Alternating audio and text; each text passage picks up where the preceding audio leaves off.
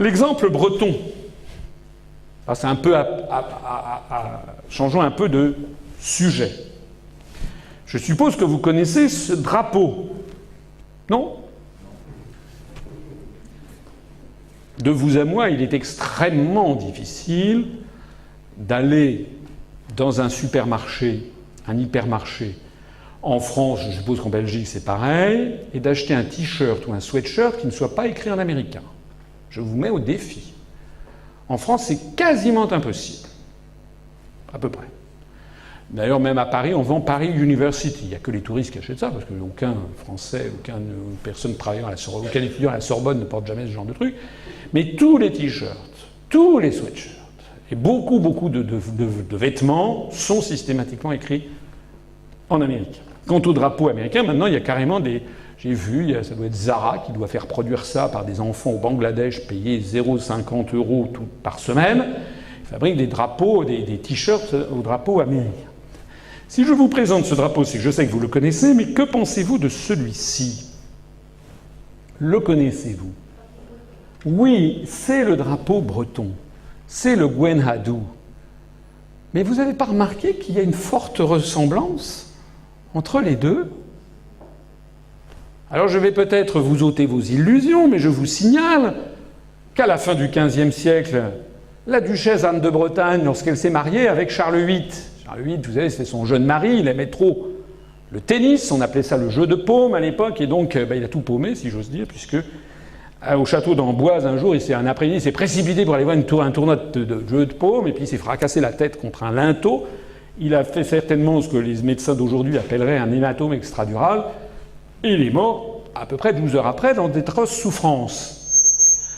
Le contrat de mariage entre Anne de Bretagne et le roi de France de l'époque, Charles VIII, avait été bien conçu, puisque si d'aventure le roi mourait sans descendance, ce qui était encore le cas, ils étaient jeunes, c'était de jeunes époux l'un et l'autre, ils n'avaient pas encore eu d'enfants, Anne de Bretagne a dû se remarier avec l'oncle, qui était Louis, le duc d'Orléans, qui vivait d'ailleurs à Blois, et qu'on est allé chercher en pleine nuit en disant « vous êtes le roi ». Donc du coup, il est devenu le roi de France, Louis XII, qu'on appelait le père du peuple. Il avait comme symbole un hérisson, et comme devise « qui s'y frotte, s'y pique ».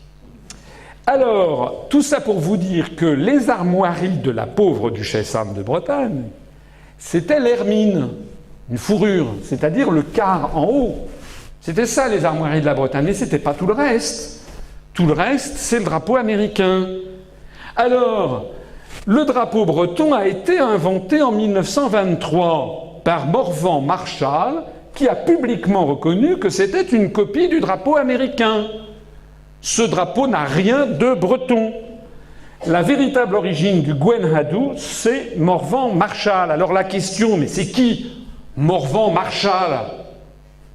C'est qui? Alors Morvan Marshall vivait, il avait naître à la fin du XIXe siècle.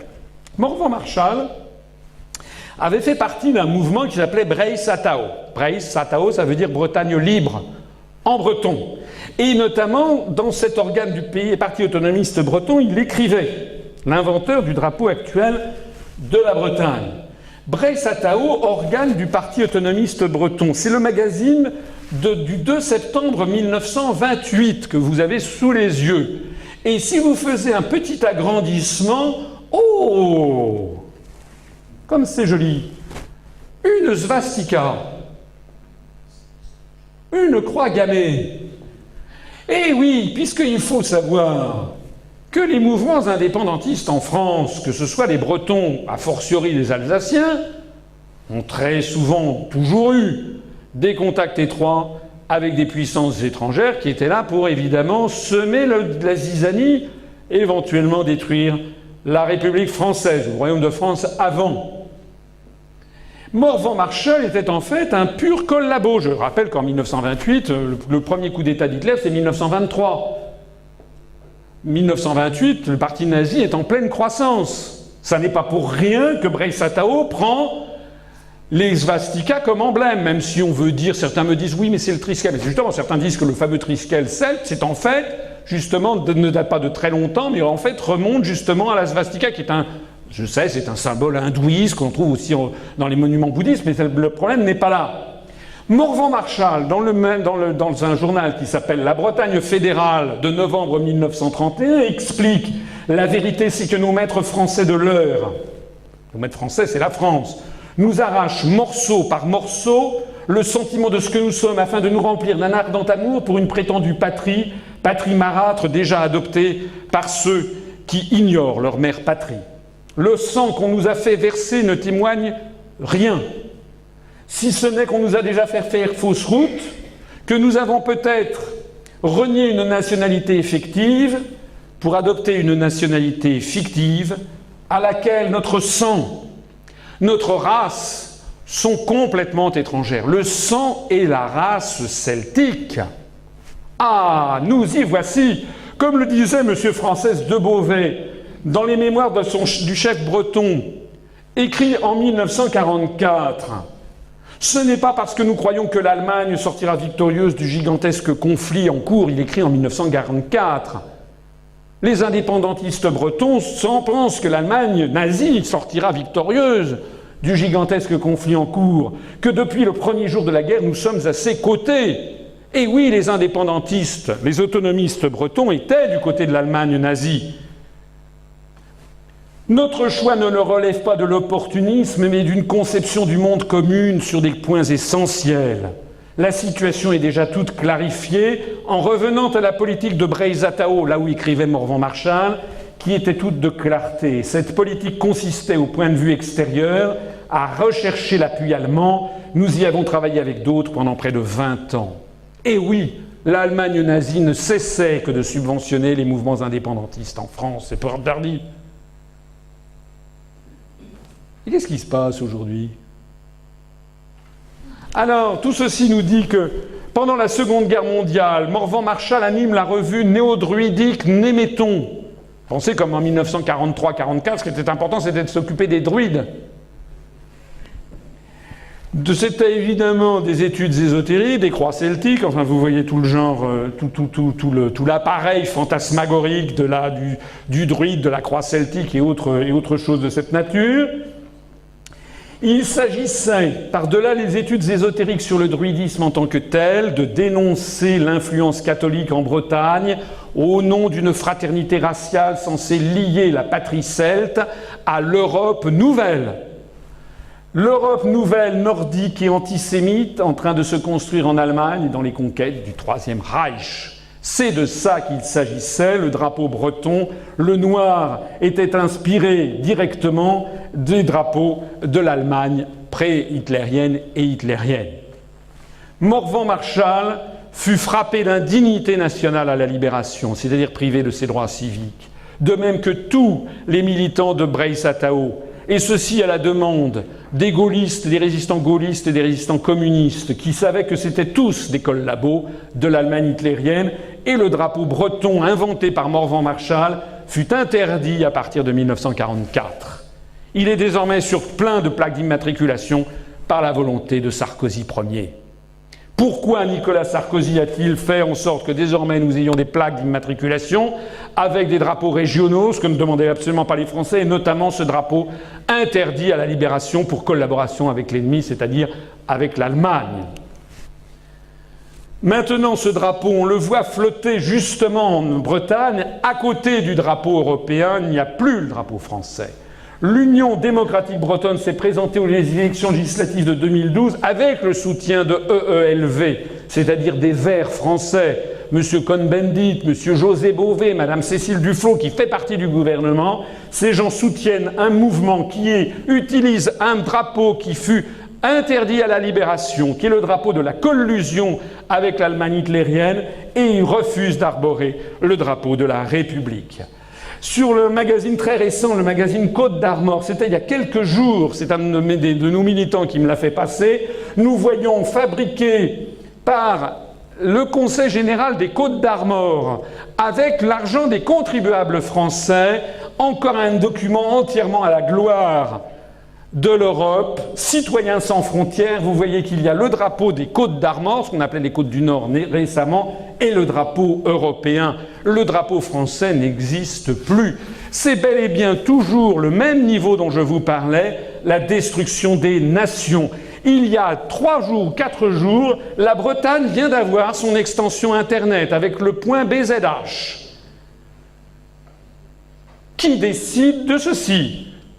Je signale qu'il n'y a pas de point Calif pour California, ni de point Tex pour Texas, ni de point NY pour New York.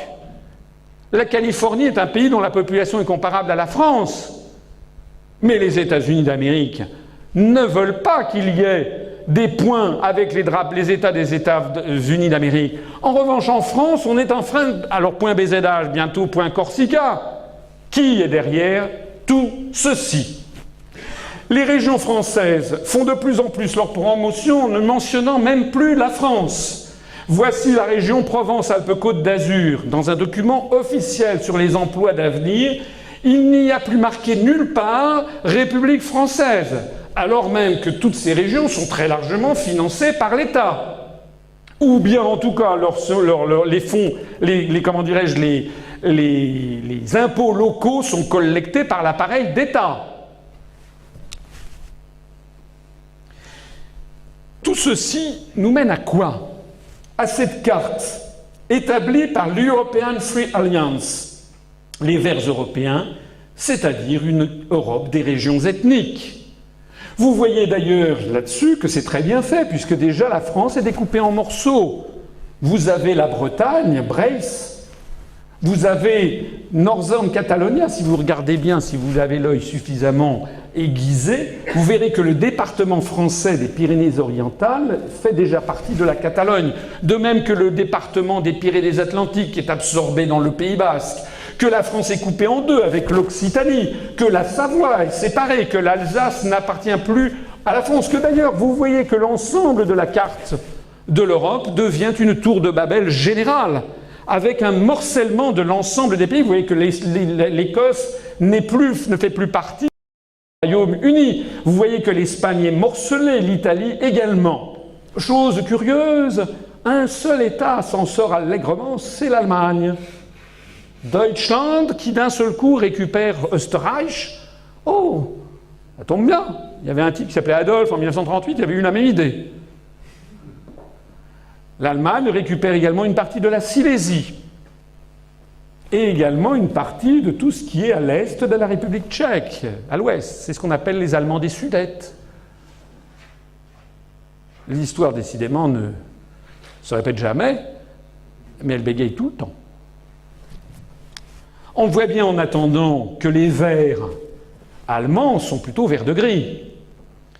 On voit bien que ces verts-là, le groupe des Verts joue un jeu qui n'est plus du tout, mais plus du tout, celui, en tout cas, de la République française.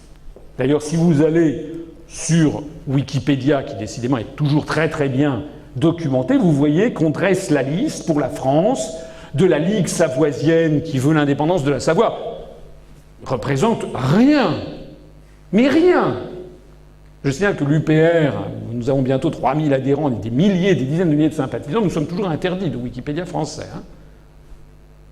En revanche, il y a le parti du plaisir de Mme Cindy Lee, qui était une starlette, pour ne pas dire une stripteaseuse, qui a prétendu se présenter à l'élection présidentielle en 2012 et dont le fait de gloire est d'aller sur les marchés en exhibant ses seins à l'air devant les dames qui achetaient un potiron. Alors elle a droit à une notice Wikipédia.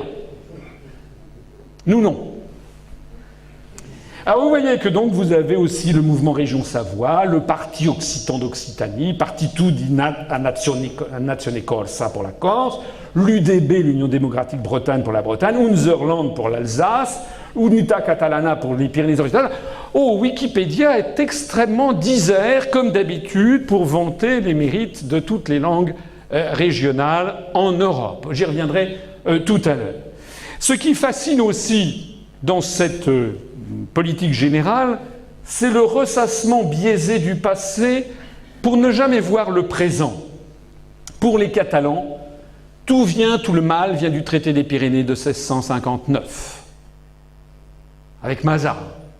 Vous avez maintenant, on focalise l'attention de petits milieux, mais il y a des gens, des jeunes ou des moins jeunes, qui parfois m'écrivent « Mais vous vous rendez compte ? La France a trahi, n'a pas respecté l'article 3 du traité des Pyrénées de 1659. Pour les Bretons, tout le mal vient de l'union du duché de Bretagne et du royaume de France de 1532. J'ai eu un correspondant qui m'a dit « c'est un scandale, la façon dont la France n'a pas respecté l'accord qui avait été prévu en 1532 ». Pour les Alsaciens, c'est le traité de Westphalie de 1648 et le traité de Rijswijk de 1697 qui sont objets de scandales.